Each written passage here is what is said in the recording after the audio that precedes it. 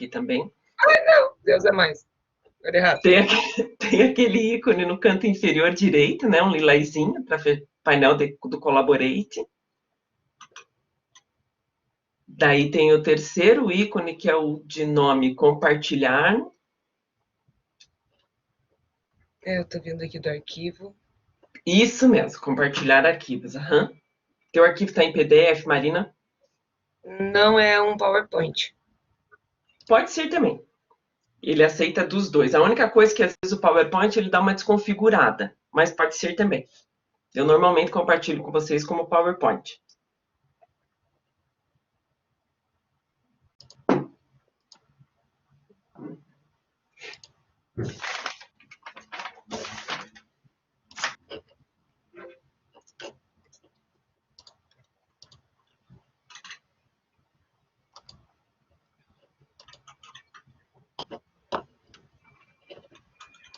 Marino, de vocês é de gamificação, né? Isso. Isso, né?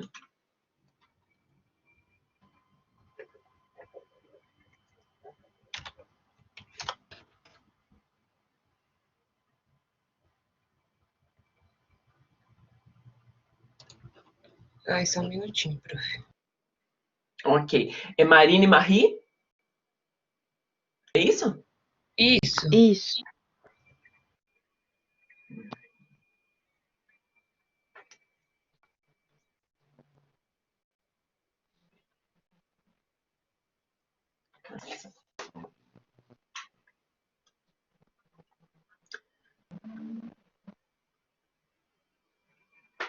Prof, eu acho que o meu tá dando problema, não tá aceitando o tipo de que eu tenho. Então você faz assim, entra no teu arquivo antes de compartilhar, vai lá na opção salvar como, coloca como PDF. Tá.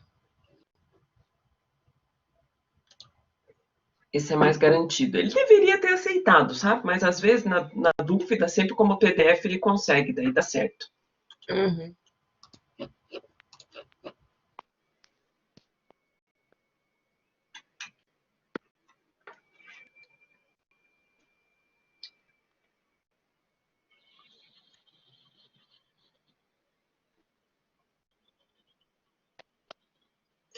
É a turma de vocês que tem algumas Amandas?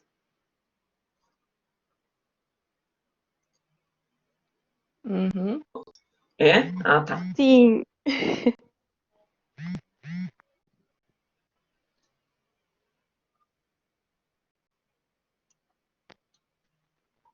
Tinha uma turma ano passado que eu dava aula de sistemas, era muito engraçado. Sistemas tem muito homem na sala, né? E as meninas que tinham era a Isa. Era eu, Isabelle, tinha outra Isabelle, tinha Isabela, tinha duas Isabelas, tinha Isabelle e tinha Isabel. Era muito engraçado porque eram os meninos das salas e as Isas. Era muito coincidência, parece que colocam tudo junto, assim, né? Então era. Tem a sala que, dependendo, às vezes, do meninos Lucas, às vezes tem 4, 5 Lucas na sala. Júlia também, às vezes, aparece, dependendo da turma com Júlia.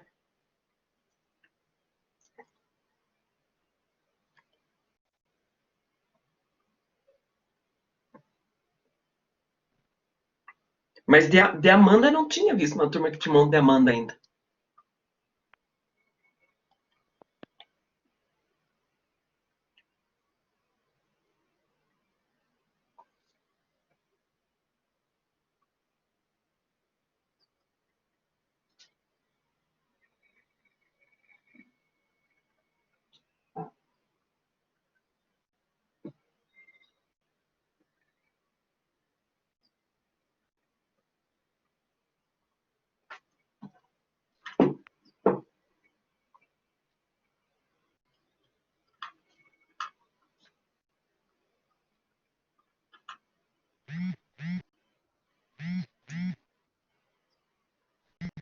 Cálita, você é a Kátia? Ou é Cálita mesmo seu nome?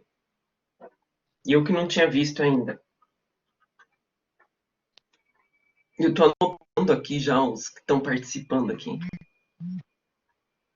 É Cálita mesmo? Ah, eu anotei em algum lugar como Kátia, pensa. Mil perdões, não tinha visto ainda seu nome. A pronúncia tá certa? Tô falando direitinho? Ainda bem que tem um acento. Não, não é diferente, né, Carlita? Não posso falar que é difícil, é diferente. Então a gente bate o olho, opa, é Cátia. Depois, não, pera, Carlita, né?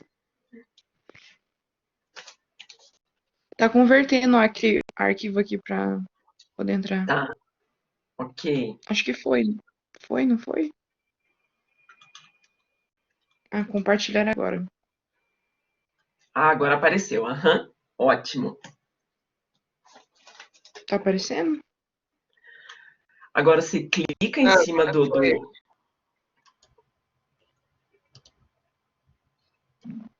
Só clicar em cima Aí, do arquivo, da opção compartilhar agora, dele já vai mostrar. daí clica no primeiro. Isso foi. Isso, foi, ótimo. Show, meninas, obrigada, com vocês agora. Bom dia, meninas. Hoje a gente vai apresentar um trabalho sobre gamificação. Eu, Marie e a Marina.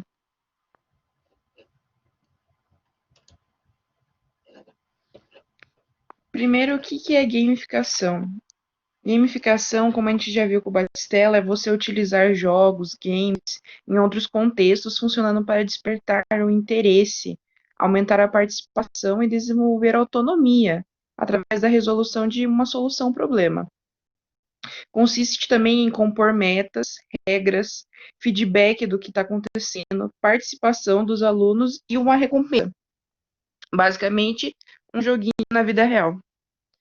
É uma maneira de hibridizar o aprendizado com jogos e elementos desses para o foco e o aprendizado serem melhores. Se fossem jogados cerca de 21 bilhões de horas por semana, o que considerando o mundo todo não é impossível, seria fácil encontrar soluções para problemas como a fome e a pressão do meio ambiente. Um dos motivos, é claro, situações de jogos envolvem alto grau de engajamento. Qualquer dinâmica competitiva tem potencial de envolver as pessoas. Eita, mudaram com tudo o slide.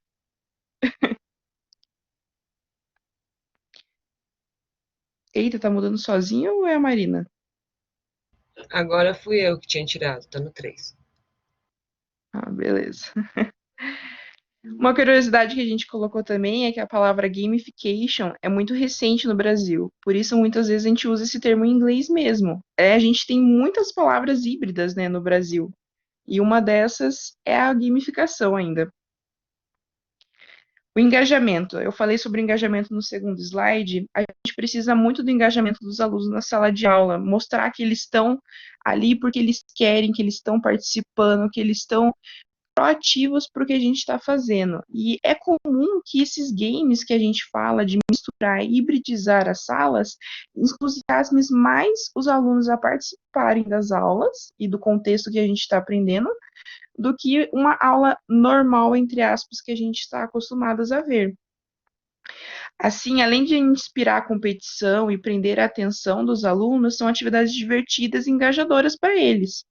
Por isso, representam importantes desafios e oportunidades na educação infantil. Você tentar falar com os professores, mostrar para eles que tem formas diferentes de fazer uma aula, que tem recursos tecnológicos, ainda é muito difícil alguns professores aceitar. Eu chego com uma proposta de gamificação numa escola pública, vai ser muito mais difícil do que eu chegar com a mesma proposta em uma escola particular. A gamificação, ela usa técnicas, estratégias, um design que chame a atenção dos alunos em contextos que não são necessariamente associados a jogos. Um deles é o espaço educacional, que nem eu estava falando. É possível trazer o jogo para a sala de aula de forma a aumentar o engajamento, a produtividade, o foco e a determinação, que nem eu falei no início. Um dos exemplos que a gente tem bastante que já está sendo usado, até os nossos professores usam, é o Kahoot.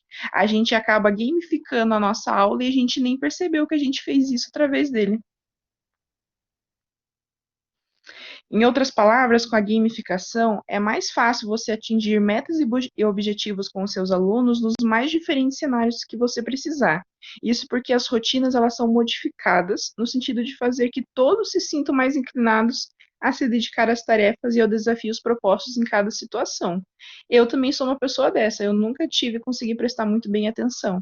Se me dessem um joguinho, eu passava a tarde inteira jogando muito mais fácil do que prestar atenção em uma hora de aula com slide. Tipo agora eu falando com vocês. Essa capacidade de envolver os participantes com mais facilidade é uma característica intrínseca dos jogos, porque a gente sempre vai prestar mais atenção no que nos convém. A gamificação ela foi criada com base nela e a usa bem. O nela é o engajamento. Desse modo, o mecanismo e o raciocínio por trás da criação dos jogos são usados em diversas atividades, de modo a torná-las mais divertidas e atraentes. Assim como nos jogos tradicionais, gamification oferece recompensas como pontos e reconhecimento em troca de ações, igual no Kahoot, que a gente tem a nossa pontuação. Quem acerta mais questões fica em primeiro lugar. Por outro lado, quanto à finalidade. Oi? Acho que agora já foi. O meu era o teu 6.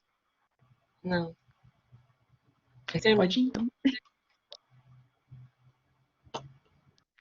Por outro lado, enquanto a finalidade do jogo é o entretenimento, a gamificação na educação ela utiliza elementos de jogos para motivar a ação e auxiliar na solução de problemas. Então, um problema de matemática que era muito difícil para uma criança, conforme ela vai passando etapas e fases do jogo, ela consegue resolver o mesmo exercício no final com muito mais facilidade e engajamento, promovendo a aprendizagem.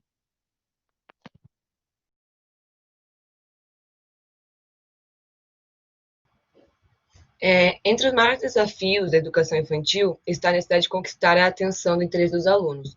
Aprofundando um pouco, que nem a Marie falou, obviamente, né, numa sala de alunos, independente da idade, dos mais novos até um pouco mais velhinhos, teremos uma diversidade muito grande, né? Obviamente, nós sabemos que ninguém é igual e tem essa forma. Quando a gente fala a gamificação, que nem a ideia de um Kahoot, quem não tem muito costume, às vezes acha que não é tão engajatório como um conteúdo de uma aula, de um slide, como se não fosse tão validado. Então, a gente ainda tem esse preconceito. A gamificação veio com esse intuito de mostrar tanto em prol dos alunos como para os professores. Por isso que o processo de aprendizagem e a maneira de ensinar devem ser rápidos, interativos e até mesmo divertidos. Não precisando ser uma aula maçante, cansativa, para fazer o aluno aprender. Muitas vezes a gente aprende muito mais rápido pelos próprios jogos. Na gamificação na educação, essa competitividade tem um retorno positivo. Ela é capaz de render recompensas, prêmios e reconhecimento, que podem ser úteis em outros momentos da atividade. Do mesmo modo, os erros cometidos recebem lições que, no extremo, podem tirar o participante da competição. Mas isso, obviamente, né, seria aqueles casos, tipo, meu Deus, uma coisa de regra e tal. Mas é aquela coisa, tipo, a questão de seguir as regras, ter pequenas recompensas, saber criar estratégia na sua cabeça de como usar e aprender que se errar, tá tudo bem. É só um jogo, você está participando, independente, vai ter um que vai ser o primeiro, um que vai ser o último, e vice-versa, sempre vai estar acontecendo. E também a questão de diversificar os jogos, né, para também atingir cada etapa de cada criança. Como a avaliação de tarefas é feita de forma contínua, não apenas após sua conclusão, se houver erros no processo, eles podem ser identificados e corrigidos o quanto antes, que esse era um assunto que a gente tinha discutido em algumas aulas, em questão fortemente do erro. Acredite-se que se durante um jogo uma criança ela erra por não entender ou por uma questão própria, ela se sente mais à vontade de tentar novamente, por ser a fato de um jogo. Se fosse tipo uma atividade, uma prova, uma atividade mais sob pressão, provavelmente ela até se fecharia, por não, às vezes, ter aquele impacto muito forte. Uma política desse tipo, que acompanha a recompensa por bons desempenhos, é bastante motivadora para os alunos, como bem disse, e os professores também. Aqui nós trouxemos apenas 3 exemplos que podem ser implantados em escolas, obviamente, né, de escolas de públicas a privadas, de acordo com com a sua estrutura. O primeiro é um clube da leitura, que pode ser feito em qualquer escola, né, espaço educacional, onde os alunos pegam durante um mês, fazendo a leitura de um livro de acordo com suas idades, interesses, e depois criam uma reunião, uma roda, para discutir discutir em si a história e tudo mais. O segundo que a gente trouxe é o desenvolvimento de jogos, que é uma outra dica na gamificação das escolas, é de dividir a turma em grupos e propor que cada equipe desenvolva um jogo educativo. O jogo pode reunir conhecimento de história, geografia, aí vai da criança, ela que vai criar, vai ser completamente a imaginação dela na sala de aula. Esse a gente até acho que chegou a fazer ano passado, todo mundo desenvolveu um jogo. E esse, por último, ele daí, obviamente, tipo, é para algumas escolas com mais estrutura, mas é um ranking de aprendizagem. Seria uma mesa digital. Existem jogos, realmente, não jogos, né? É um jogo online, que o professor usa como cada criança sendo um personagem, e de acordo com o seu processo de aprendizagem, eles vão ganhando bonificações, vão ganhando experiências, vão passando de níveis, e isso de acordo com o seu processo na sala de aula normal, o que acaba, né, gamificando e engajando a própria aula em vários sentidos. E é isso. Eu sei que acaba sendo meio maçante falar sobre isso depois da gente ter tido aquela super matéria com o Batistella, mas é sempre bom a gente estar revendo, porque muitas coisas que eu revi de novo nesse trabalho eu não lembrava da aula do Batistella. Então, porque no final a gente ficou mais preocupada só com o trabalho, né? Então foi legal trazer isso de novo. Alguém tem alguma dúvida? Tudo certo, meninas?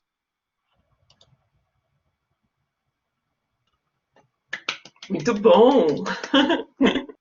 Muito bom. A Marie falou uma coisa sensacional ali. É claro, né? A gente viu a disciplina e às vezes passa um tempo, a gente não atua mais naquela situação, a gente esquece, não é verdade? É normal isso do ser humano, né? Da gente, né? Enquanto a gente tá ali vivendo aquilo, né? Gente, tem vários tópicos bem bacana que vocês comentaram ali. Eu achei bacana que vocês colocaram ali no final isso. Gamificação não tem a ver com tecnologia, né? Vocês colocaram ali o exemplo do Clube da Leitura, né? Tenho vários vídeos para indicar, tenho várias lives falando sobre isso, né? E é bem importante isso, porque quando vocês falam até da escola pública e escola privada, né, que vai levar uma proposta como essa numa escola pública, vai ver de um jeito, privada vai ver de outro jeito. Eu lembro de uma live com o José Morin, e daí e ele estava falando de metodologias ativas, falava de gamificação também, e que gamificação é uma das, né? E daí o pessoal da escola pública falava, né, não, mas na escola não tem nem condições para isso, não tem computador, não tem acesso, não tem internet. E ele falava bem isso que vocês colocaram agora no último slide, né? E quem disse que precisa ter? Né? É que bom se tiver, ninguém está falando que não é bacana, né? Que bom se tiver, mas não é isso, né? Gamificar quer dizer fazer processos, né? Vocês bem explicaram essa questão, deixarem processos a aula quando é organizada pelo prof, né? É a questão de estar colocando as atividades no decorrer que a criança perceba que existe uma evolução naquelas atividades. Como é que vocês falaram de maneira brilhante? Quando a criança está jogando, ela está envolvida num processo, não tem preocupação com a questão do erro, né? E se tivesse numa prova... Poder errar. Exatamente, né? Gente, vocês percebem que isso, Piaget lá em 1900 e bolinha, ele não falou de gamificação. Mas a conversa dele, a maneira como ele fala de resolução de problemas, e é o que vocês falaram lá no início também, né? Se tivesse não sei quantas pessoas jogando, a gente provavelmente já resolveria o problema da fome e tudo mais, porque as pessoas se engajam no jogo, né? O Piaget está falando dessa questão também da resolução de problemas. Então, percebe que não são... não estamos falando de situações distintas, né? Tudo vai acabar convergindo para o mesmo processo de alguma forma, fazer com que a criança consiga se engajar no processo. Não tem a ver com tecnologia informática, computador, mas se tiver, melhor. Mas se não tiver, não tem problema. Ainda Edgar Morin vai estar citando um exemplo Ai, como é o nome, gente, do educador? Me fugiu. Que lá em 1920 não tinha tecnologia, mas ou melhor, não tinha computador, e ele fez para dar conta do aluno ser o protagonista um jornal, né? Eram vários processos ao longo de um bimestre. Ele organizou um jornal, mas no papel, numa cartolina, né? No que tinha de tecnologia na época, e essa era a tecnologia da época presente na escola. Né? Então, muito importante tudo isso que vocês colocaram, estou só citando alguns exemplos aqui, né, meninas? Ah, e assim, ó, achei bacana vocês falarem do Kahoot. O Kahoot é uma gamificação ou o Kahoot é um jogo? O Kahoot, bom, na verdade, você pode até colocar meio que como das duas formas, dependendo do intuito, porque da mesma maneira você está jogando, mas é uma ferramenta de gamificação. E eu descobri em uma outra turma de um curso que para eles é uma coisa muito nova. Eles usavam assim para testar assim, o conhecimento deles, mas falavam que não era algo comum na área, que era uma coisa ainda tipo não mal vista, mas ainda não era um método avaliativo, não avaliativo, um método válido para o processo. Ótimo, Marina. E respondeu super bem. Bem isso, né, gente? Às vezes um professor simplesmente inserir um Kahoot na aula não quer dizer que está gamificando, né? É um jogo. Uhum. Jogo ali. Mas se está dentro de uma estratégia, vai ter a ideia de processos, não somente o Kahoot, mas tem lá um desafio, vai estar tendo uma continuidade. Agora eu estou realmente criando processos, estou gamificando e dentro disso estou usando a ideia do Kahoot. Para quem já teve a oportunidade de aplicar com as crianças, elas adoram. Né? Eu lembro a primeira vez que meu filho jogou o Kahoot, ele estava no quarto ano, se eu não me engano, no quarto ano, era uma professora maravilhosa, de matemática, inclusive, que usou com eles. Adoraram, ela usou durante não sei quanto tempo mais ali. Ela estava fazendo o que naquele momento? Era um jogo, ela não estava gamificando. Deu tão certo que dela começou a inserir dentro das propostas e era realmente esse processo de, opa, agora eu vou fazer em etapas, então. O aluno faz essa parte, depois ele vai para o jogo do Kahoot, depois ele continua aqui, ele tinha uma sequência didática para seguir, e daí criou-se realmente um processo de gamificação, né? Claro que esse daí do meu filho na escola era uma escola particular, né? É um colégio positivo, tudo, mas não necessariamente que precise somente, né? Estou falando do Kahoot que eu vi que vocês comentaram, e as crianças ficam bem doidas, não só criança, adulto também, na universidade, né? Fala, Marie. Então, a gente tá tendo a matéria de avaliação, né? E a gamificação ela é muito no contexto, porque gamificar não é testar conhecimento, né? É você engajar o conhecimento. Então, a gente vê nos diferentes tipos de avaliação, a gente vê como a gamificação também serve como uma forma de avaliação que acompanhe durante todo o período do aluno, de forma, né, que não é somente a nota em si do quanto ele tira, mas sim do desenvolvimento dele na trajetória até chegar ao final do ano letivo. Então, eu achei super legal, porque daí um conectou com o outro, tudo se conectou. Exatamente. Perfeito, Marie. Excelente. E hoje, a nossa avaliação, e das escolas de maneira geral, está muito em ver o que o aluno errou para descontar a nota e tirar disso uma conclusão, né? Não Uhum. está em De vez olhar em tentar esse ajudar ele no erro. engajamento, né? Gente, por que está uma discussão agora nesse mundo todo falando, todas as crianças vão ser aprovadas no final, mesmo sem ter feito nada? As pessoas estão apavoradas, ou para o bem ou para o mal, né? Por quê? Porque está todo mundo pensando assim, nossa, agora todo mundo tirou nota. Porque ninguém está preocupado com o conteúdo, né? Com o Sim, só que se você engajamento chega mesmo. para uma criança, se você chega para uma criança, prof, e fala bem assim, você vai ser reprovado por causa que você não aprendeu nada esse ano. A criança entra em desespero. Eu tenho um exemplo vivo aqui dentro de Claro. casa. A minha mãe, ela não entende muito dessas coisas, ela pegou e falou que ela ia chegar e ia reprovar minha irmã. A minha irmã entrou em desespero. Porque para eles vale muito mais o ser aprovado e ser reprovado do que realmente ter aprendido alguma coisa. E ela entrou em pânico na hora que ela falou que minha mãe ia reprovar. Então pense. E é isso, né? Que mensagem que está sendo dita para a criança? Quer dizer que ela fez tudo aquilo e não serviu para nada. Não é complicado Uhum. isso? Não é Nossa, uma coisa. tá complicado. Afeta, né, gente? É isso, é do tipo, peraí, quer dizer que passou um ano e não serviu para nada? É, a gente vai ter muitos educadores falando desse processo, né, de analisar a reprovação, a gente já conversou sobre isso, mas é aquela coisa, o aluno que tira 6 e 7 e o aluno que tira 3 e 6. O aluno que tirou 3 e 6 por um sistema de nota, ele está reprovado, mas ele dobrou, né? No bimestre ele estava com 3, se ele foi para 6, ele, olha, né, o que ele teve de conhecimento, e o que estava com 6 e 7, que continuou aprovado, não evoluiu tanto assim, né? Não é uma Uhum. coisa, é isso que vocês falaram, né? Não é testar, não é classificar, é engajamento. E se o aluno consegue ter essa percepção, e eu digo mais ainda, não é nem o aluno, né? Somos nós, profs, né? Se a gente consegue ter a percepção de que a discussão, o aluno no meio do processo, participando, né, ele tem uma validade maior do que simplesmente uma prova que vai ser feita numa semana, igual a gente faz na universidade. Puxa vida, é isso, né, como educador, que a gente tem que perceber, é o processo, não é a prova, não é verdade? Que a prova em si é um momento, é um modelo criado. Não estou dizendo que não pode ter prova, mas puxa vida, né? Não é a ideia de simplesmente colocar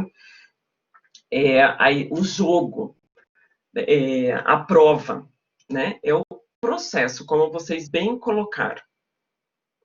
Gente, daria para ficar discutindo um monte. E sabe que agora que vocês falaram no final ainda, a Marie comentou, é isso, né?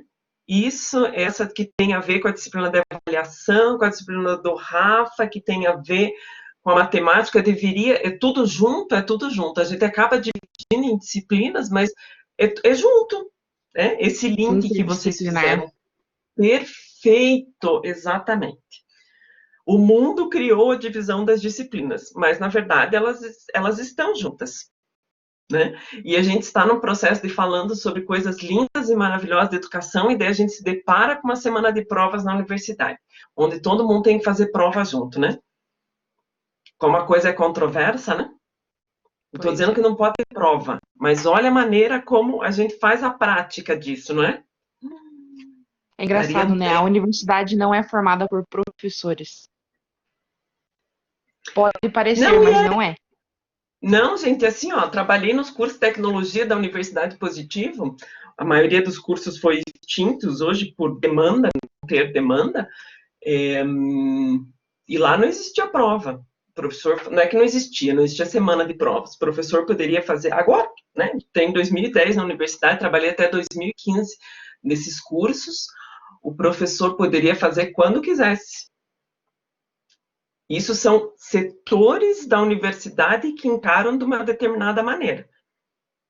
Sabe como? São áreas, né? Desde 2001, quando eu trabalhava numa outra instituição, na UPET, era assim.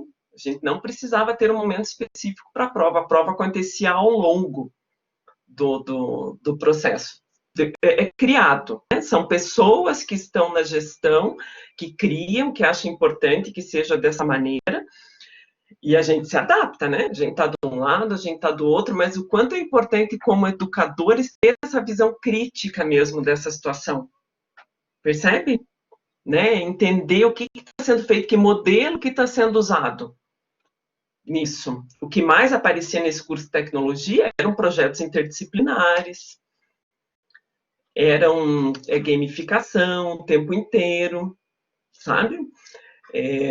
Não tinha, né? Precisava ter prova, podia. Era o professor que quisesse fazer, ok, mas quem achasse que não era, queria fazer outros tipos de avaliação, ok também. Isso dentro da universidade positivo. Então, existem critérios diferentes dentro da mesma universidade, né? São setores, são áreas que discutem, né? E daí cada um vai estar defendendo a sua linha, né? Fala, Amanda. Então, professora, ontem eu estava lendo um texto lá que a professora de avaliação educacional passou para a gente, da Jussara Hoffmann. a respeito Maravilhosa, Jussara. a respeito da avaliação. E uma questão que ela levantou sobre as avaliações que são feitas nas escolas é justamente essa falta, às vezes, de preparação até mesmo das universidades, porque eles, digamos assim, como foi falado, é pregado uma coisa, mas é feito totalmente diferente, né? Essa contradição que você levantou. E quando o professor estiver lá na prática dele, ele vai reproduzir o que ele aprendeu, o que ele vivenciou, né? Porque ele pode ter aprendido lá sobre uma prática mais didática, mas a forma como ele aprendeu foi aquela prática examinatória, então ele vai repetir isso, né? Sem querer, a gente reproduz, né, Amanda? Uhum. Sim. Perfeito, exatamente. Jussara Hoffmann, quando fala de avaliação, ela é maravilhosa, adoro. E é isso, né? Ela tem um discurso, claro, toda uma teoria linda, mas ela consegue fazer essa relação, né? Do que está acontecendo, do que a gente está vivendo. A gente tem né, a vida inteira disso, tudo que está acontecendo, né? Então, é claro que quando a gente vai para a sala de aula, a gente acaba reproduzindo. De novo, né? Não quer dizer que não possa ter provas, não é isso. Né? Eu, inclusive, acho que a prova é uma situação bacana de estudo para o aluno, né? De aprendizado para o aluno. O duro é quando é todo o que eu coloco de crítica, né? Todo mundo junto, numa mesma semana, como se aquela fosse a semana que tem que comprovar e a maior parte da nota tem que ser lá. Né? Quem disse? Quem disse que a prova tem que ter tantos caracteres? E se não tiver a quantidade de caracteres, vai diminuir nota. Por Deus do céu e da terra, né, gente? O que é isso? É o fim do mundo, parece isso, né? Ai, Senhor Deus. Vamos lá, porque os outros assuntos a gente vai continuar falando sobre tudo isso. Excelente discussão aqui. Renan, não precisa de vídeo, Renan. É você apresentando. Luana, podem ser vocês sim. Se quiser ir colocando já. Menina, parabéns. Ótimo, excelente. Muito bom mesmo, meninas. Olha quanta discussão deu. Gente, é isso aqui, tá? É isso que a gente está falando, né? É a discussão. É a gente fazendo as relações, não é simplesmente o apresentar, né? Só uma coisa que eu senti falta de vocês, meninas, depois vocês podem até me mandar a continuação, no que vocês pesquisaram, as referências, tá? Só essa parte de referências é bem importante para a gente saber, né, usaram vídeos no YouTube, usaram artigos, né, como vocês falaram da aula do professor Rafa, ok, da onde que pesquisaram essa questão, tá bom? Por WhatsApp também pode me mandar, não tem problema nenhum. Fala, Renan.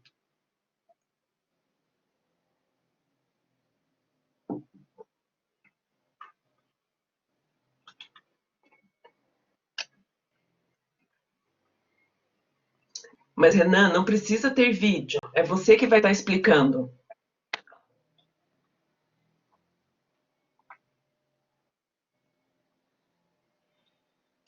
É aqui durante.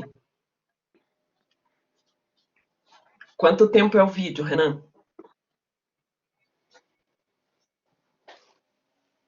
Ao invés do vídeo, não pode ser você explicando aqui, Renan?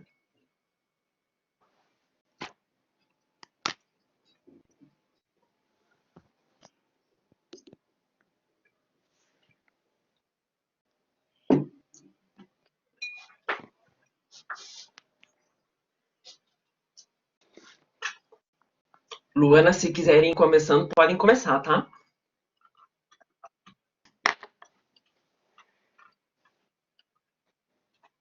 Luana, só me lembra quem é a equipe de vocês?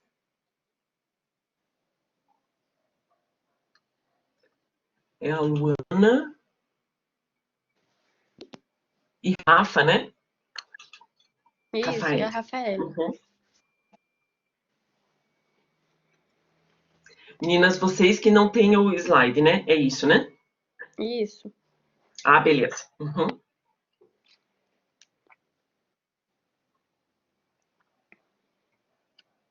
Não tem problema. Qualquer coisa, Luana, se a Rafael quiser e você aqui no chat, não tem importância. O importante é ter alguém sempre para interagir, para estar aqui conversando com a gente, tá? O assunto de vocês, jogos. Vai lá, Rafa. Começa por mim, então? É porque a Lu não tá conseguindo, né? Tá, então tá. Bom, os jogos de raciocínio. A gente sabe que os jogos de raciocínio são aqueles jogos que estimulam e influenciam o raciocínio lógico. Uma das características desses jogos é ele desenvolver o lado racional, fazendo com que a pessoa tenha que usar bastante o seu lado intelectual para ela chegar até a solução do jogo, chegar até o resultado do jogo, né? Como a gente pode estimular esse jogo lógico na educação infantil? Bom, a gente sabe que existe uma coisa que as crianças gostam, é de brincar. Elas gostam até mesmo de interagir com outras crianças, ou sozinhas mesmo. E existem muitas brincadeiras que podem trabalhar o raciocínio lógico infantil, como o jogo de sequência lógica, o tabuleiro, o Lego, o quebra-cabeça, que é tanto para crianças da educação infantil quanto adolescentes, adultos. É uma coisa que bastante gente joga. Uma coisa também, a importância do ensino de matemática através do lúdico na educação infantil. Bom, as brincadeiras para o aprendizagem de matemática devem ser dirigidas com finalidades, desenvolvendo assim capacidades importantes para os alunos, como a memorização, a noção de espaço, a percepção e a atenção deles. E para que o resultado seja positivo, o professor deve estar preparado e abusar da criatividade, proporcionando prazer em aprender aos alunos ao mesmo tempo. Uma das funções do professor seria passar a estruturar as brincadeiras, organizando os espaços para brincar, apresentando os materiais e brinquedos em que a criança está sendo estimulada a usar. O professor ele está assumindo um papel-chave nesse processo, ao estimular e desafiar para possibilitar as crianças a brincar de uma forma mais desenvolvida e, ao mesmo tempo, divertida. Seria isso.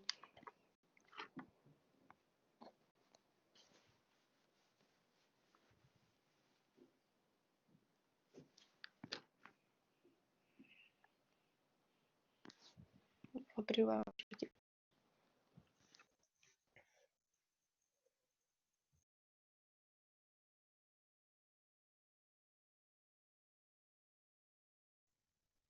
Prof, seu áudio tá mudo.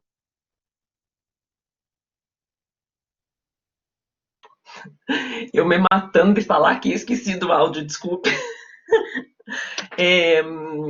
Vocês pesquisaram sobre os jogos de raciocínio, certo? Foi só os jogos de raciocínio, Rafa, ou vocês pesquisaram algum outro tipo de jogo?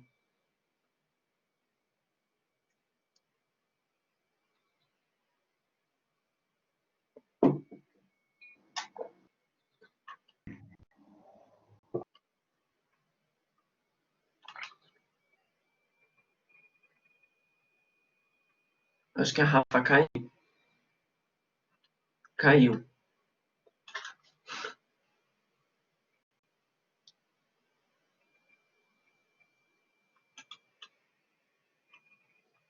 Voltou. Rafa, agora vamos ver se agora tá ouvindo.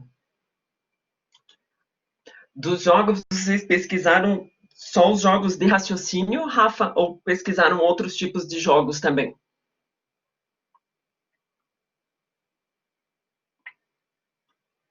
Educacionais, aham. Ok.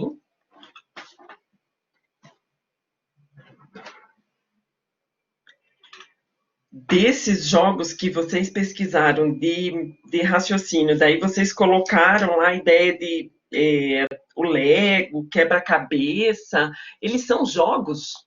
Lego, quebra-cabeça, principalmente Lego e quebra-cabeça. Eu posso considerar eles um jogo?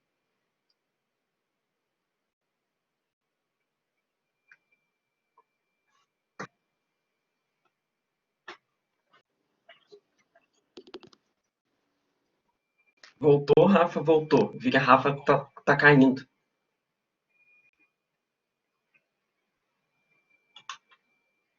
Sim, quebra-cabeça sim, e o Lego? Que vocês usaram como ideia de jogo de raciocínio. Estamos conversando, não tem resposta certa ou errada, tá, meninas?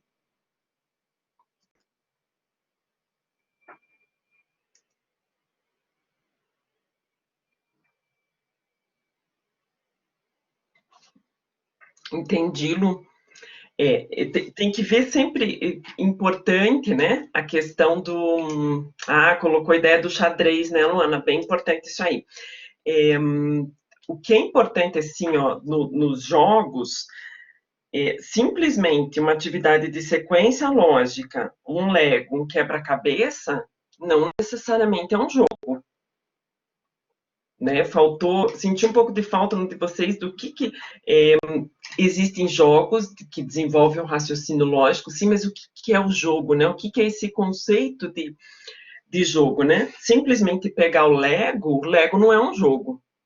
Eu posso usar do Lego como sendo um jogo.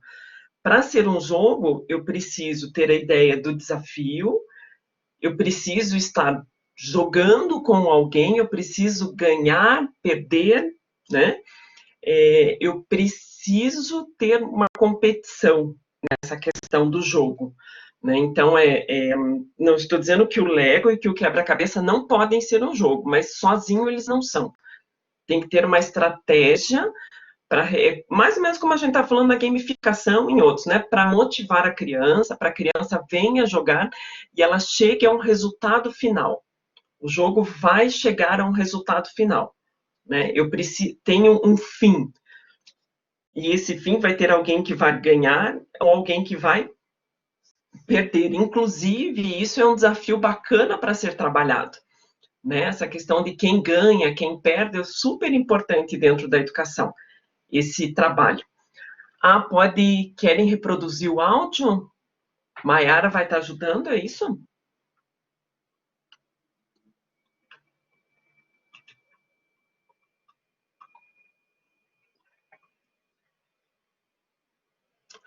Perfeito. Perfeito.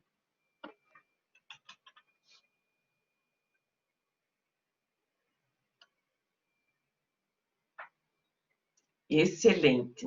Bem importante, que legal que vocês tocaram nesse assunto do desenvolvimento emocional da criança para o jogo.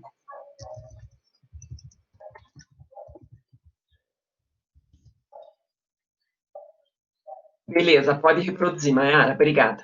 Os jogos educacionais e as atividades lúdicas são de extrema importância para o desenvolvimento das crianças no seu processo de aprendizagem. Eles podem oferecer condições para seu desempenho e sua construção motora.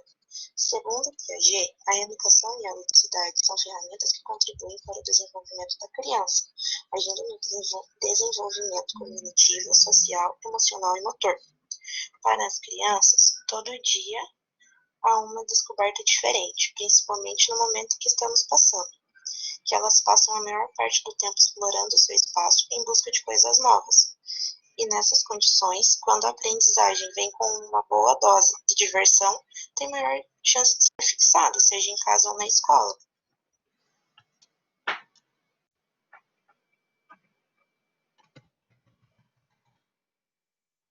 Ótimo, beleza. Obrigada, Mayara.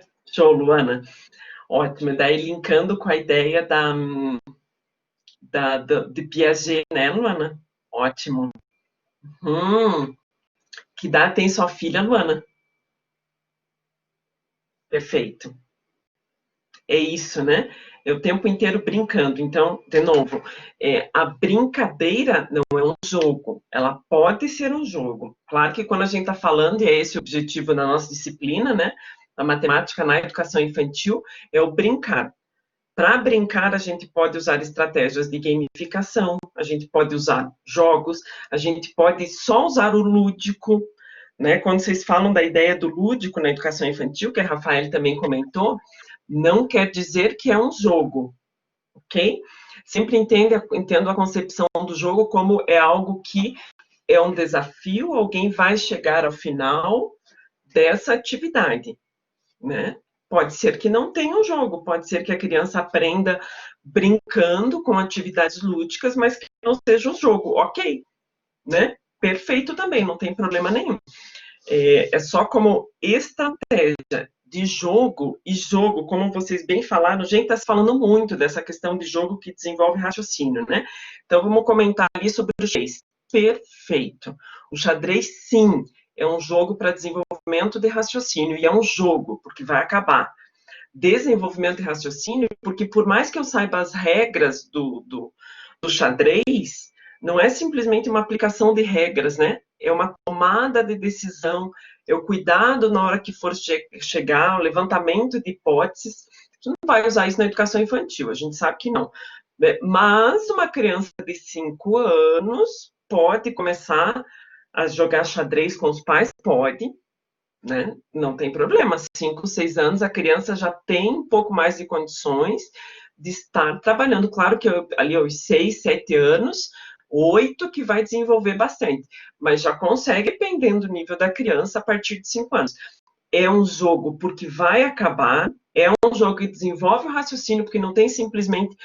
Gente, porque o quebra-cabeça simplesmente encaixou as peças e acabou.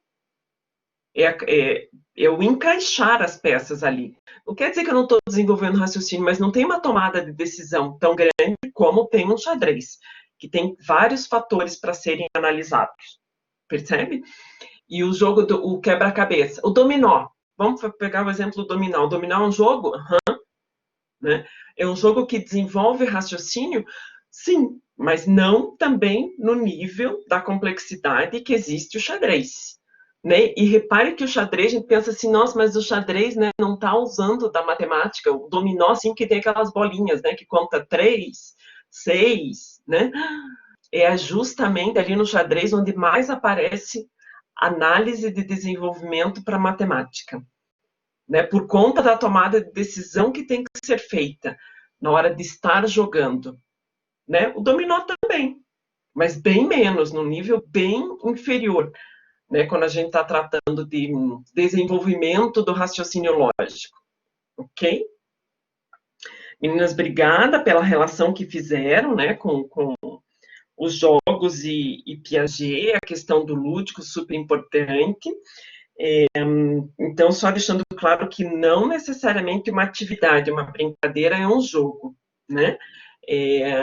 Tudo isso é super importante para a educação infantil. Não precisa pedir desculpa. Desculpa de quê, Luana? Deu tudo certo. É super importante isso na educação infantil. Né? Então, quando eu classifico como jogo, a gente está falando da ideia de estar tendo um ganhador, tomada de decisões, ok? Né, que vai finalizar esse processo. Deixa eu comentar uma outra coisa que eu notei aqui, de tabuleiro, quando a criança cria o próprio jogo de tabuleiro, né? Jogo de tabuleiro não quer dizer um jogo que precisa ser comprado, pode ser criado com as crianças. Faz o teste, Lu, com a tua filha. Vai para criar, pega uma cartolina, um papelzão e faz um... Né? A criança de 3 anos já começa a conseguir entender a ideia, né, das casinhas, de contar quando joga os dados, ainda é muito início, mas já começa, né? Se fizer um tabuleiro grandão lá com as casinhas, é bem bacana, né? Ótimo, então. Beleza. Fer, meu grupo é o próximo. Você pode colocar lá? Posso sim, Fer. Peraí. Cadê? Lari. Aqui.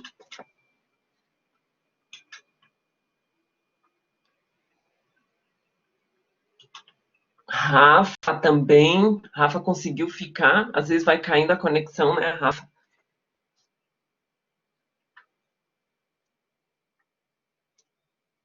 Atenda a ela, Luana. Tem mais alguém que precisa colocar aqui, Rafa? Rafa não, desculpa, é Fernanda.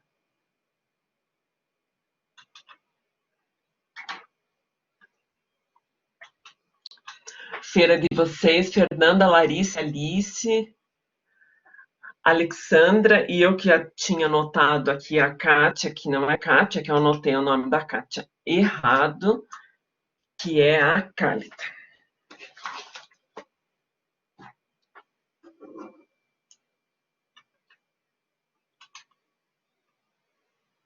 Alec.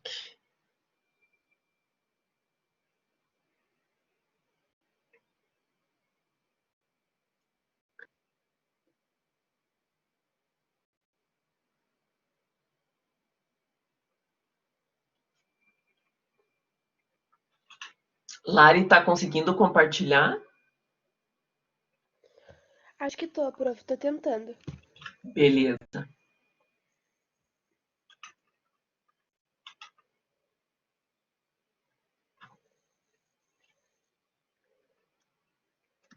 Faltou pegar o nome de alguém, da Fernanda, Larissa, Alice.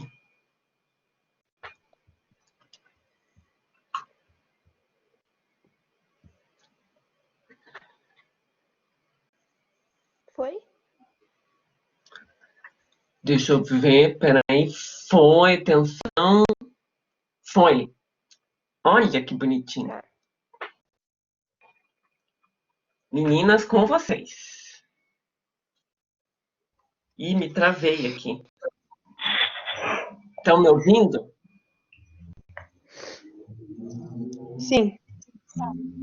Ah, ok. Eu tô meio travadinha aqui, mas tá indo. Então, beleza. Então, bom dia, meninas. Bom dia, prof. O nosso grupo ficou com o tema de Piaget, só que a gente focou mais nos jogos piagetianos. Eu sei que todas já conhecem, né, esse autor, só que para a gente iniciar, a Alice vai falar um pouquinho sobre ele, só para a gente poder relembrar. Então, ele nasceu em 1896 e faleceu em 1980. Ele é conhecido por seu trabalho no campo da inteligência infantil. Piaget passou grande parte da sua carreira profissional interagindo com crianças e estudando seu processo de raciocínio.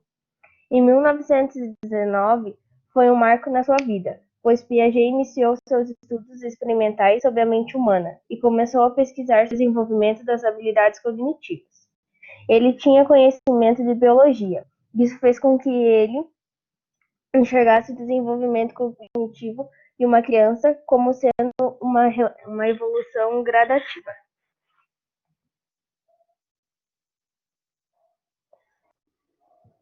Bom dia, pessoal. Então, eu vou falar um pouquinho da relação que Piaget tinha com o ensino da matemática. As teorias que foram desenvolvidas pelo estudo dele abordam situações primordiais que contribuem para o ensino e aprendizagem. Piaget procurou diagnosticar as fases de transição dos conhecimentos, que foi envolvendo a passagem de conteúdos mais simples para conteúdos mais complexos. Essas fases de transição, elas receberam os nomes de estágios que se baseavam na capacidade do desenvolvimento do raciocínio lógico. A matemática, ela é considerada o princípio norteador de todo esse trabalho piagetiano. Segundo ele, a matemática ela é resultado do processo mental da criança em relação ao seu cotidiano. Piaget ele considera o método tradicional de ensino fracassado, pois trata a criança como um ser apático, um ser vago. A matemática ela deve ser utilizada como um instrumento capaz de promover a interpretação dos acontecimentos que estão ao nosso redor e também pelo mundo. Esse método ele desperta nas crianças uma ação e reflexão, onde as particularidades individuais de cada criança elas são respeitadas.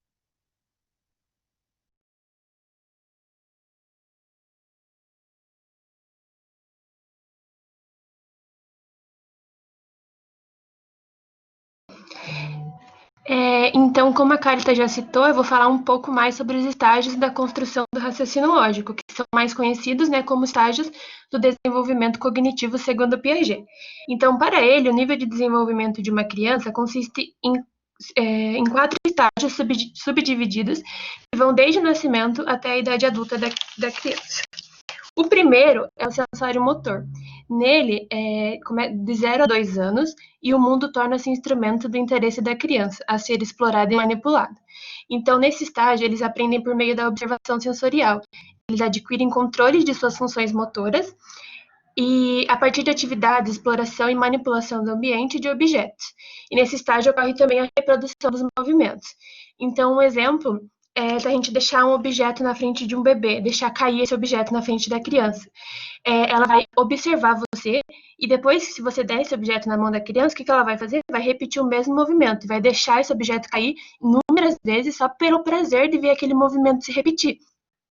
Então, às vezes a gente acha que é uma coisa boba, mas é desse jeito que a criança está aprendendo. E daí, o segundo estágio é o pré-operatório, que vai dos 2 aos 7 anos. E nesse estágio, a criança já é capaz de representar as suas experiências e a sua realidade por meio de sua linguagem, imagens mentais e jogos simbólicos. O que são os jogos simbólicos? São os jogos de faz de conta, onde as crianças brincam e aprendem imitando. Então, imitando os pais, professores, brincando de casinha, brincando de escolinha. E nessa fase, aquele jogo de construção que aconteceu lá no sensório motor se transforma em jogo simbólico.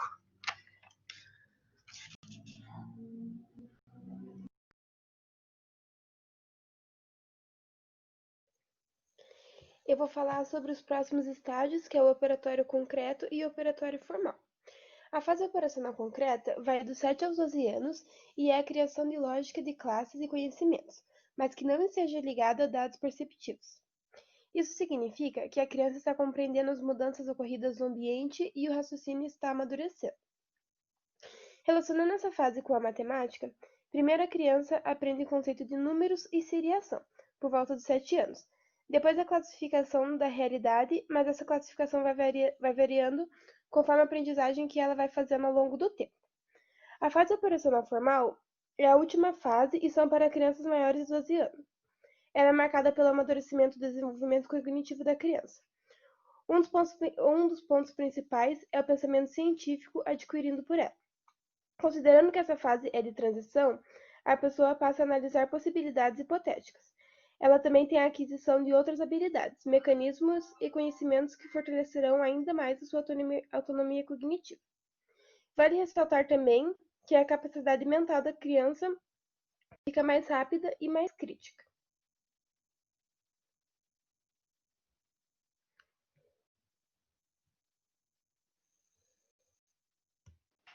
Bom dia, eu vou falar sobre os jogos. Para Piaget, os jogos possuem uma grande relação com a construção da inteligência. Com isso, enquanto atividade lúdica, ele é de extrema importância. Os jogos são separados em três. Piaget classificou os jogos em 3 tipos: os de exercício, simbólicos e de regras. Os de exercício se refere ao estágio sensório-motor, que é quando a criança começa a ter consciência de suas novas capacidades, pois cada nova aprendizagem que ela faz, ela volta a utilizar os jogos e acaba formando novas ações motoras e psicomotoras. Os jogos simbólicos referem-se ao pré-operatório e aproximadamente até os 7 anos de idade. Ele permite a assimilação do mundo exterior ao eu da criança, aonde ela desenvolve a capacidade de fazer elaborações mentais e projetar os aspectos da sua realidade ao jogar. Um exemplo é o faz de conta, que a criança utiliza outros objetos para simbolizar o que está comendo, ou dormindo, ou fazendo qualquer outra atividade. E os jogos de regras representam o pré-operatório concreto, que é depois dos 7 anos de idade, onde surge o pensamento intuitivo e os jogos passam a ter uma representação fiel da realidade do mundo exterior. E com isso os jogos trabalham com a atenção, a concentração e o raciocínio, e também a sorte. E é isso.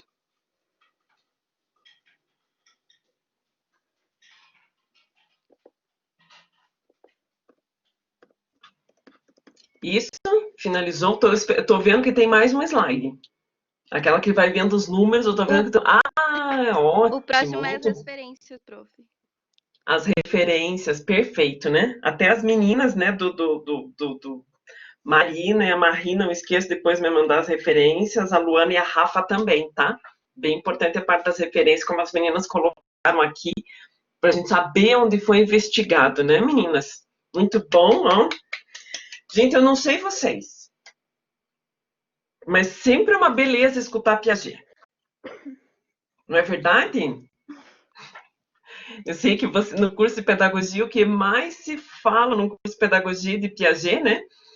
Mas com certeza, quando a gente vai escutar sobre gamificação, quando a gente vai escutar sobre jogos, a gente vai lembrar do que Piaget falou lá atrás, né? De toda essa questão do desenvolvimento da criança, né? Renan, não vou conseguir ver o WhatsApp agora no meio da aula. né? Senão eu vou ter que parar aqui para olhar lá. Então, muito bacana, né? E principalmente assim, e claro que eu vou puxar a sardinha para o lado da matemática do Piaget, porque ele teve toda uma preocupação nessa questão, e vocês evidenciaram bem aqui, né? Já aparece no início do trabalho de vocês, o desenvolvimento do raciocínio lógico. Não é simplesmente a matemática pela matemática, né? Pelos estudos, inclusive, né, que ele vai estar colocando da ideia do que acontece ao longo do processo de aprendizagem, a questão da inteligência, como se concebe, desde do sensório motor. Gente, ele não é o único, né? A gente vai ter outra linha, Vallon também, vai ter Vygotsky, que vão estar estudando, não é o único, só estamos aqui num dos autores, né? Não quer dizer quem está o certo, quem é o errado, muito pelo contrário, né? A gente sabe que as ideias acabam até se juntando, mas depois cada um vai estar defendendo aquilo que estudou, né? Muito bem colocado por vocês, bem lembrado aqui, né, as 4 etapas do desenvolvimento que Piaget vai estar colocando para as crianças. E, gente, olha o quanto é importante isso na educação infantil, porque muitas vezes a principal etapa da educação infantil, que vai ser para o pré-operatório, tem professoras na educação infantil, tem escolas de educação infantil que vão estar bem louca querendo fazer o quê, gente? Vão estar bem louco querendo fazer com que a criança da educação infantil já esteja alfabetizada, já sabe escrever os números, já sabe escrever as letras. E é isso mais importante na educação infantil? De acordo com o trabalho de vocês? Não, né? Percebe? Não é isso, né? A educação infantil não é simplesmente para começar vamos aprender as letras. Aprender a letra é simplesmente uma reprodução, né? Quando está escrevendo. Vamos entender o mundo inteiro ao redor, por isso que fala do jogo do simbólico, que a criança vai estar se apropriando do mundo, vendo o que acontece. Como é que vocês falaram, meninas, que eu achei ótimo quando está jogando o objeto no chão? Né? Lá do sensório motor ainda, ou ela está percebendo aquilo ali, ela vai estar repetindo, né? Vai estar associando ao que acontece ali no momento que está jogando aquele objeto no chão. Espetacular! Né? É isso, é o momento de apropriação desse simbólico, é de entender o que está acontecendo no mundo e tentar reproduzir aquilo. Então, eu reproduzo o que eu vejo a minha mãe fazendo em casa, eu reproduzo a professora na escola, eu estou me apropriando do mundo pelo que eu estou observando. Né? Eu vou estar vendo letras e números também, né? Vou estar vendo tudo isso. Mas tem algo muito mais amplo, importante na educação infantil do que simplesmente, e isso vai ficar depois, lá, né, dos 7 anos, a apropriação do processo de leitura e escrita. Né? É importante esse estágio do Piaget para que, quando chegar o momento realmente da escrita, já se apropriou. Fala, Fer. Eu que me empolguei aqui com o trabalho de vocês. Fala. Prof, o que eu achei legal é que muitos pais às vezes acham que por o bebê estar jogando o objeto várias vezes, sei lá, ele está sendo mal educado. Só que na verdade é totalmente ao contrário. A criança está aprendendo, ela está repetindo aquilo que você fez. Perfeito, é esse o entendimento para os pais, né, Fer? Não quer dizer que a gente vai deixar a criança jogar tudo no chão o tempo inteiro, né? Mas é isso que vocês colocaram importante, que ali ele está no processo dele estar jogando porque está aprendendo. Não tem o processo depois que todas as crianças na escolinha vão morder? Ela vai morder porque ela está tentando se conectar com o mundo, ela está percebendo a ideia da mordida como uma forma de conexão. Não é por isso que a gente vai deixar todas as crianças se mordendo na escolinha, né? Naquele mundo que a gente existia antes, né? Vai ter todo um processo de, não, peraí, gente, agora, né? Não, né? Não é esse o momento, né? Vamos começar a explicar para a criança, mas faz parte de um processo de aprendizado. Muito mais importante do que essa criança da educação infantil fazendo letras e escrevendo números, é essa criança brincando, experimentando, sujando a mão de tinta, sujando a cara de tinta. Gente, vocês já trabalharam? Quem já teve a oportunidade de trabalhar em escolinha que não podia sujar as crianças, que as crianças tinham que ir embora limpa? Já tiveram situações assim? Em escolas aqui em Sim, Curitiba, pronto. naquele Às Nossa, vezes mundo. é um inferno. Fala, Larissa. Às vezes Larissa, Marina, as quem tá professoras falando? têm, vou dizer preguiça, mas não seria preguiça, mas de fazer, usar tinta, usar coisas assim, e depois ter que limpar, tem que limpar todas as crianças, né? E tem escola que usa isso ainda como, né, Deus o livre entregar as crianças para os pais suja, né, que tem que limpar. Não estou dizendo que tem que entregar com a cara verde, né, com a mão toda suja, claro que vai lavar a mão das crianças, tudo, mas percebem nesse trabalho que vocês apresentaram a preciosidade desse brincar, né, de sujar a mão, de sujar a cara, de ir lá fora na areia e de se ralar, né? Quando está correndo, cai, se rala, se rala mesmo. Se a criança não fizer isso nesse momento, ela vai fazer quando? Quando tiver 10 anos de idade? Aí não, ela já vai achar um mico isso, né? Ela vai querer fazer outro tipo de atividade, né? Percebe essa importância? Eu vejo muito aquela coisa assim dos pais, olha que bacana, meu filho tem 4 anos e já está lendo. Gente, se a gente for realmente em cima das crianças de 4, 5 anos e ficar forçando ali C, A, K, dá, a criança vai ler mesmo, é verdade. O que adiantou? Né? Se ela não desenvolveu outros processos, como diz Piaget, do desenvolvimento do raciocínio lógico. A seguir, não perca cenas dos próximos capítulos, conteúdos do ensino da matemática. Em conteúdos, quem já teve conteúdo sabe que daí a gente trabalha mais essa parte, né? Que é realmente que conteúdo, então, o que eu faço para trabalhar com essas crianças para estar desenvolvendo a parte do raciocínio lógico mesmo. Né? Quando a gente consegue perceber, né, explorar nas crianças essas potencialidades que Piaget coloca, é muito mais fácil de que tenha realmente um processo de aprendizagem nessa criança significativo.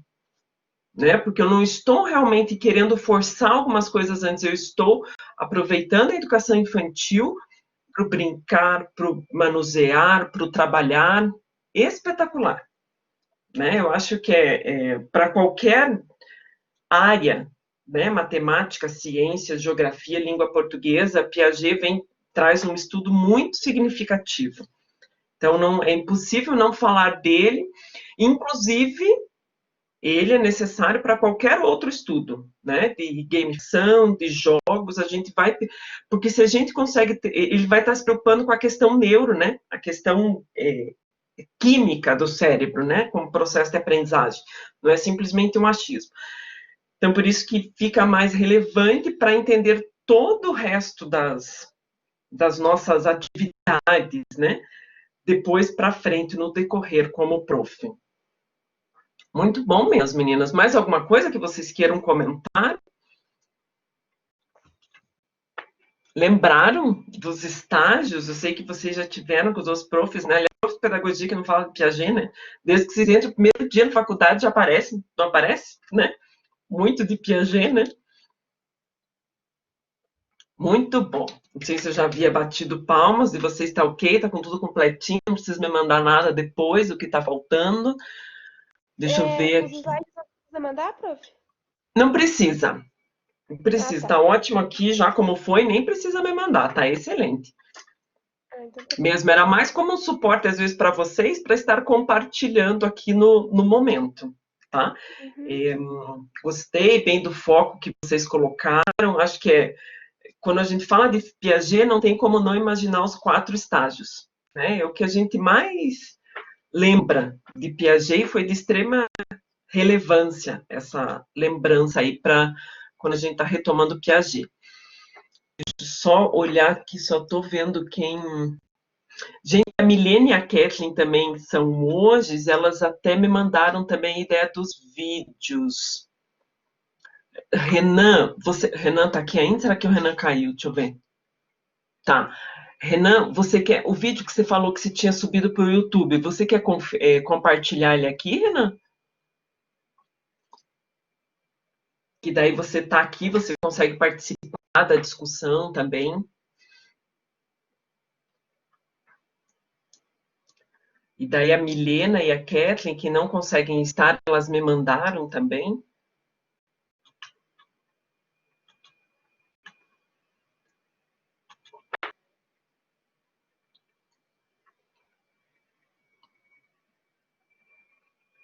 Eu vou compartilhar, enquanto isso, aqui, o da Milena e da Kathleen. O da Milena e da Kathleen também é de Piaget.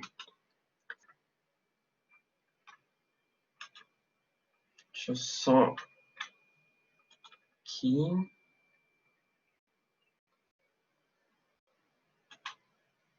Só um minutinho, só estou pegando aqui.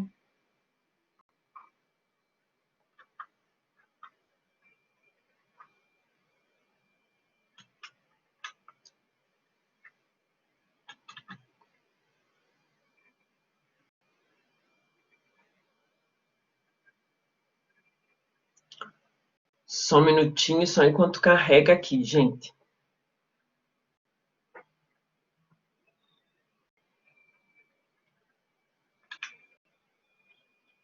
Aqui.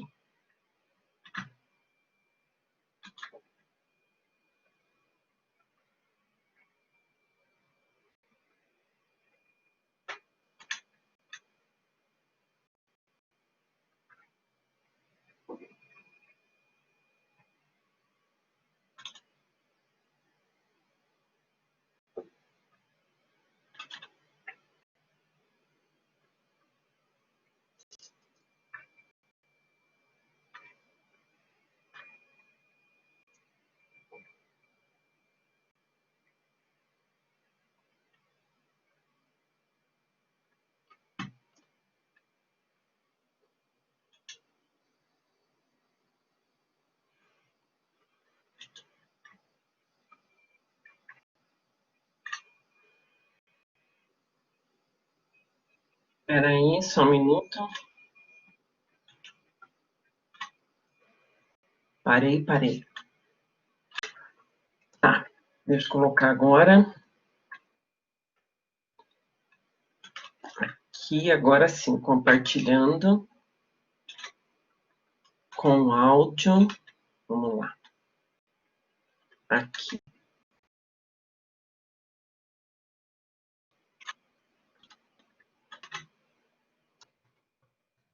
Bom dia, professora Isa. Bom dia, meninas. Eu sou a Milena Zilli e eu vou começar. Então, esse é da Milena e do... Gente, esqueci o nome da Milena e da Kathleen. Kathleen. Para vocês um pouco sobre a apresentação do Jean Piaget. Piaget foi o nome mais influente no campo na segunda metade do século XX, a ponto de quase se tornar sinônimo de pedagogia. Não existe um método Piaget, como ele próprio gostava de frisar. Ele nunca atuou como pedagogo. Antes de mais nada, Piaget foi biólogo e dedicou a vida a submeter a observação científica rigorosa, o processo de aquisição de conhecimento pelo ser humano, particularmente a criança. Do estudo das concepções infantis de tempo, espaço, causalidade física, movimento e velocidade, Piaget criou um campo de investigação que dominou a epidemiologia genética, ou seja, uma teoria do conhecimento concentrada no desenvolvimento natural da criança. Segundo ele, o pensamento infantil passa por 4 estágios, desde o nascimento até o início da adolescência, quando a capacidade plena do raciocínio é atingida. Piaget, como psicólogo e pesquisador da infância, elencou 4 fases do desenvolvimento infantil: sensório-motor, pré-operatório, operacional concreto e operacional formal, que vou explicar a seguir. Primeira fase, sensório-motor, acontece dos 0 aos 2 anos, que é a descoberta do corpo e das sensações. Nesta fase do desenvolvimento infantil, a coordenação motora é desenvolvida a partir dos estímulos, que é o que o bebê recebe, sejam desafios, espaços ou propostas lúdicas. Segunda fase, pré-operatório, acontece dos 2 aos 7 anos. Nessa fase, a criança ainda percebe o mundo de acordo com suas experiências individuais e tende a se colocar no centro de todas as situações. Além disso, nesse período acontece a fase do porquê, na qual há muita curiosidade sobre o mundo, sobre como as coisas são feitas e como as coisas funcionam. Terceira fase, operacional concreto, acontece dos 7 a 11 anos de idade. E nesse momento, a criança começa a resolver problemas concretos a partir da lógica. A abstração e o pensamento filosófico ainda estão em desenvolvimento. As regras sociais já estão mais internalizadas, comandadas por um senso de justiça e reciprocidade. Esta é a fase da lógica e da matemática, onde tudo é entendido por meio de regras e padrões. Mas também é um momento em que as crianças estão aprendendo a lidar com o pensamento e questões conceituais. Quarta fase, operacional formal, acontece dos 12 anos acima, momento em que as capacidades de reflexões e abstração já estão desenvolvidas. A partir daí, o adolescente começa a formar opiniões e conceitos sobre temas como a sociedade e com a relação com o indivíduo. Ao olhar para si e para o mundo à sua volta, questiona estruturas e define seus posicionamentos. Olá, professora Isa. Olá, meninas. Meu nome é Kathleen e eu vou falar um pouquinho sobre assimilação e acomodação. Com Piaget, ficou claro que as crianças elas não raciocinavam como os adultos e apenas gradualmente se inseriam nas regras, valores e símbolos da maturidade psicológica. Então, essa inserção se dá mediante dois mecanismos, assimilação e acomodação. Primeiro, consiste em incorporar objetos do mundo exterior a esquemas mentais pré-existentes. Por exemplo, a criança que tem a ideia mental de uma ave como animal voador, com penas e asas, ao observar um avestruz, vai tentar assimilá-lo a um esquema que não corresponde totalmente ao conhecido. Já a acomodação se refere a modificações dos sistemas de assimilação por influência do mundo externo. Assim, depois de aprender que um avestruz não voa, a criança vai adaptar-se ao conceito geral de ave para incluir as que não voam. Segundo Piaget, a matemática é resultado do processo mental da criança em relação ao cotidiano, arquitetado mediante atividades de se pensar o mundo por meio da relação com objetos. Dessa forma, não podemos pensar o ensino da matemática de acordo com o sistema tradicional de educação, caracterizado pela repetição e verbalização de conteúdos. Piaget considera o método tradicional fracassado, pois o mesmo trata a criança como um ser apático e vago. Suas ideias refletem sobre um ensino formador de um raciocínio lógico matemático, que conduz à interpretação e compreensão, em detrimento da memorização. Piaget ainda afirma que o ensino deveria formar o raciocínio, conduzindo à compreensão e não à memorização, desenvolvendo um espírito criativo e não repetitivo. O professor deveria criar situações que levem o discente a encontrar a solução correta, de acordo com seu nível de desenvolvimento psicogênico, através de trabalhos práticos individuais ou em grupo, de diálogo entre colegas ou com o professor. É necessário e possível modificar esse enfoque atual do ensino de matemática, garantindo um currículo que favoreça a construção do pensamento lógico-matemático das crianças, através de sua ação-reflexão, considerando suas diferenças a partir dos estágios em que estão inseridas, cada qual com suas particularidades, mas todas em busca de algo em comum, aprender.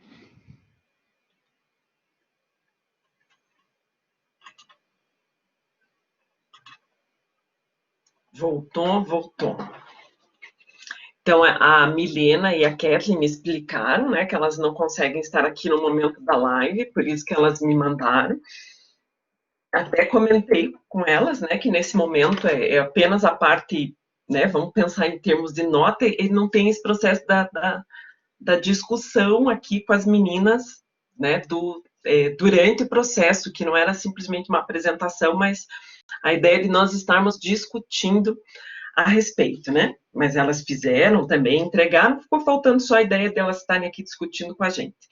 E era a continuação, né, do trabalho da equipe da Fer, da Alexandra, tal, da Larissa. Vamos pensar numa situação assim, ó, dando continuidade, então, a Piaget. Aliás, Piaget começou a testar o conhecimento dele com quem? Alguém chegou a ler sobre isso? Com quem que Piaget testava tudo isso? Como ele fez para dar conta desse estudo dele? Alguém chegou a ver essa curiosidade? Com as filhas. Ele pegava e testava com as crianças em casa, né? Então, ele, como fala, né, ele não era um pedagogo, né, mas ele se dedicou ao processo de aprendizagem, então, como, né, área de genética, biologia, psicólogo, né, as questões do cérebro, e fazia muito teste com as filhas, para perceber o que estava realmente acontecendo. Pensando lá nos estágios que as meninas também colocaram, eu tenho esses 3 potinhos. Quando eu entrego isso daqui para uma criança de 2 anos, de 0 a 2, né? O primeiro estágio lá, o sensório motor. O que provavelmente essa criança vai estar fazendo? Será que a criança de 0 a 2, segundo Piaget, vai conseguir fazer esse processo aqui? Um dentro do outro? Ou o que será que uma criança de 0 a 2... Vamos pensar de 2 anos, né? De 1,5 para 2 ali. O que será que ela vai fazer com esses 3 potinhos? O que vocês acham? Para quem convive com criança assim, o que ela faz com 3 negocinhos desse? Vai jogar no chão, né, Mayara? Exatamente. E tá de acordo com o que ela deveria estar fazendo? Tá, né? Excelente. É isso mesmo, né? Ela vai pegar isso aqui e jogar. Ela não vai querer saber de estar fazendo esse processo aqui, né?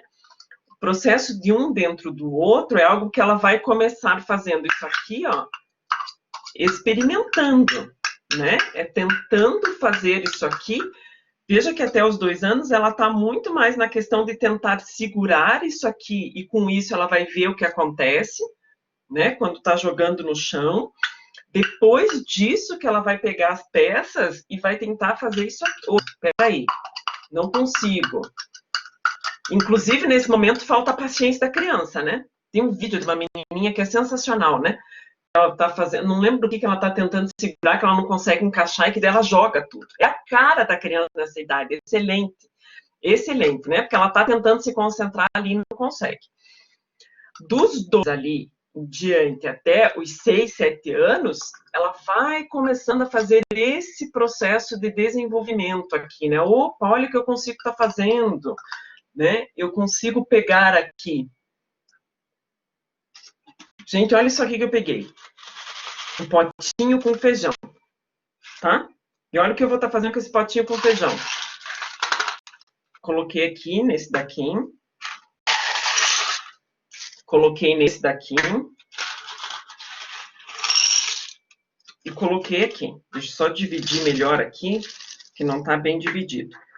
Aqui, está mais ou menos bem dividido, né? Não está exatamente igual, mas está dividido.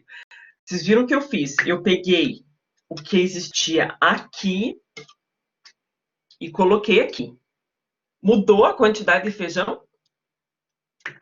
Quantidade de feijão tinha aqui, nesse potinho. Mudou quando eu passei para cá? Não mudou, né? Gente, a criança vai acreditar nisso? Criança de 2 a 7 anos, de 2 a 6. Quando está no estágio pré-concreto. Se ela está vendo 3 aqui, e aqui ela estava vendo feijão em 1, provavelmente ela vai perceber que aqui tem a mais. Por que ela está percebendo isso? Pela quantidade. É ali que entra esse estágio da criança começar o processo de, opa, gente, o que é isso aqui? Pesquisa, experimentação. É a criança perceber que isso aqui, estando em 1, é a mesma coisa que estando em 3. Como que ela percebe isso? Experimentando. Isso tem um nome, é reversibilidade de pensamento. Ela vai perceber que conserva-se a mesma quantidade, mesmo mudando, quando eu estou usando outros objetos, né? Então, dos 2 aos 7, para propiciar atividades como essa para as crianças, né? Para que as crianças possam manipular, ela vai estar tentando colocar, pensando lá nos 2, né? 2, 3 anos, um dentro do outro. Depois, quando vai estar chegando lá no infantil 5, por aí ela vai começar a testar, infantil 4 também, já com 4 aninhos, né? Essas atividades com água, né? Quando ela vai começar a perceber que essa garrafa aqui, nossa, essa aqui eu sei que tem bastante água aqui dentro, essa daqui eu percebo que tem menos, né? Mas espera aí, será que eu consigo encher essa daqui? Eu vou ter que encher quantas vezes para colocar nessa daqui? Experiência é o que a gente mais vai estar trabalhando com as crianças nessa principal idade aí de 2 até 6, 7 anos, porque ela vai conseguir perceber, ela não sabe ver litros ainda, ela não sabe ver mililitros, ela não tem a noção de peso aqui ainda, mas é a partir desses experimentos do concreto que ela vai conseguindo construir o raciocínio lógico, como diz Piaget, como as meninas colocaram ali da questão da assimilação e da acomodação. Ele está primeiro assimilando esse processo e depois acomoda o processo para que novamente adquira novos aprendizados, né? Então vai aumentando o nível de complexidade. É como se eu tivesse desde o início com a criança brincando com essa atividade, brincando com as tampinhas. Tem um potinho de tampinha aqui. Primeira vez a gente entrega lá de 0 a 2 isso aqui para as crianças, elas vão jogar as tampinhas. Ah, mas depois eu consigo... Peraí, vamos pegar essas tampinhas aqui, de 2 a 7, e vamos classificar elas em cores? Eu vou separar. Separei, ó. Só minhas tampinhas de cor azul. Só as minhas tampinhas de cor branca. Ok? Olha o processo aqui, ó. Agora a criança de 4 anos, ela não vai jogar. E a gente pode propor para elas, vamos ver quantas tampinhas cabem aqui dentro? Gente, essa educação infantil é isso aqui, né? É essa experimentação. É isso aqui.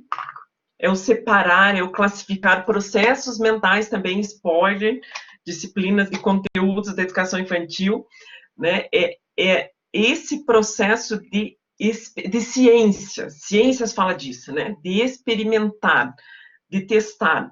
É muito mais importante do que a criança da educação infantil construir o conceito do que é digital, o número, né? Número 1, número 2, não é esse formato, é isso aqui.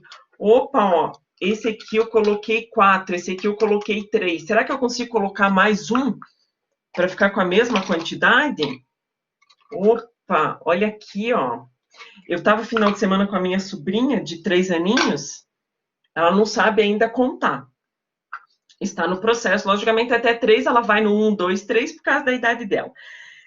E daí eu falei para ela precisava fazer xixi. A gente estava no parque, descendo com as crianças de rampa, né, adoro, de papelão nas descidas, e daí ela precisava fazer xixi, foi levar ela ao posto. E daí ela falou assim, madrinha, eu não sou madrinha dela, mas ela me chama de porque eu sou madrinha da irmã dela mais velha. Daí ela reproduz, né, mesma coisa. Madrinha, compra pirulito. Eu falei, Kai, vou pegar, vou ver se a madrinha tem dinheiro. Daí eu olhei e falei, tá bom, vou comprar pirulito. Daí eu falei, quantas crianças nós estamos? Ela não sabe me dizer quantas crianças estão, mas ela sabe falar o nome de cada uma das crianças, né? E o que ela sabe? Opa, se eu tenho 5 crianças, ela não sabia a quantidade, mas ela sabia os nomes. Ela consegue fazer associação. Para 5 eu preciso comprar um pirulito para essa, um pirulito para essa, um pirulito para essa, um para essa e um para essa. Gente, é educação infantil, coisa mais linda. Não tem problema que não tenha ainda o processo, até porque tem 3 aninhos, né? Processo de contar do número. Mas ela está fazendo uma equivalência, né? Olha a Piaget ali. Eu brinquei com a minha irmã, falei assim, vou levar a Kai para as aulas, porque é bem o que a gente vai estar discutindo, que eu falei ainda na aula de hoje, né? de Piaget, falando nesse processo, a criança está fazendo uma associação, ela não precisa 1, 2, 3, 4, 5. Ela vai se apropriar desse processo, mas primeiro ela, sem saber contar, ela já está... Gente, ela está fazendo divisão já, né? Não é uma divisão isso? Tenho 5 crianças, preciso de 5 pirulitos para cada uma. Ela está fazendo um processo de divisão, né? E é uma equivalência criança-pirulito, criança-pirulito. Percebe isso? Isso é desenvolvimento do raciocínio lógico, segundo Piaget. Depois vai entrar no processo de... quando realmente esse processo estiver, né, já se concretizou, depois, lá no 3º ano, veja como demora, daí que vai falar, peraí, vou dividir 5 crianças para 5 pirulitos. É 1 pirulito para cada um. Daí que entra o processo de divisão formal, né, de construir a conta. Percebe o processo? Ó, já existiu antes, mas de acordo com cada um dos estágios, olha a maneira como é trabalhado e olha a maneira lá na frente como isso vai ser concluído. É isso, né? Não é bonito? Acho bonito. Acho Piaget poético, gente. Né? Não só ele, né? Mas é como eu falei, como ele fala muito de desenvolvimento do raciocínio lógico, é óbvio que é um autor que eu acabo estudando mais do que os outros, por conta da preocupação dele, em específico, do desenvolvimento do raciocínio lógico. Gente, alguma questão para as meninas? Como eu falei, né, as meninas não estão aqui, mas a gente tentei colocar uns itens a mais ali, até porque outra equipe também já havia falado sobre Piaget. Mais algum comentário, algo nesse sentido? Das equipes que não apresentaram hoje, na semana que vem, tá bom? Semana que vem, talvez a gente vá um pouquinho mais do horário para dar conta de todo mundo apresentar, tem uma quantidade maior, então talvez fique um pouquinho, né, mais longo o dia da próxima quarta-feira, lá talvez das 8 às 11, acho que não precisa tanto, mas talvez fique um pouquinho maior para conseguir dar conta de todos que não conseguiram, ok? Vocês estão muito quietinha, tá tudo bem aí? Ficou um pouquinho maior hoje, né, gente? Mesmo? Tá tudo bem? Já tô sozinha. Que bom, Marina. Que eu falei, tô me sentindo sozinha aqui. Ah, ótimo. Que bom, Fer. Então, por hoje agradeço. Tudo bem? Ótimo. Agradeço por hoje, depois eu já subo essa live, coloco lá para quem está aqui, todo mundo, né? Eu vi quem entrou, anotei já tudo, né? Às vezes alguns entrando, saindo, o Alexandre entrando, saindo, caindo, não tem problema nenhum, tá, gente? A gente sabe que, né, esse tipo de coisa acontece mesmo nas conexões, não tem problema. Érica caiu, voltou, às vezes dá umas quedinhas, né? Não tem problema. Perfeito, então. Obrigada, gente. Valeu. Damos continuidade, então, na próxima quarta. Gente, a próxima quarta, que dia que é hoje? 9/16. Nossa, a próxima quarta já é realmente a última do bimestre, antes da dita semana de provas. Olha, Deus do céu, né? Vamos firme de tudo que a gente fala, e daí vamos para uma semana de provas, né? Mas não tem problema, a gente se adapta e tenta construir o melhor já que o processo é dessa maneira, a gente tenta construir o melhor do mundo da semana de provas, né? Ok? Valeu, gente, muito obrigado, uma boa semana para vocês também.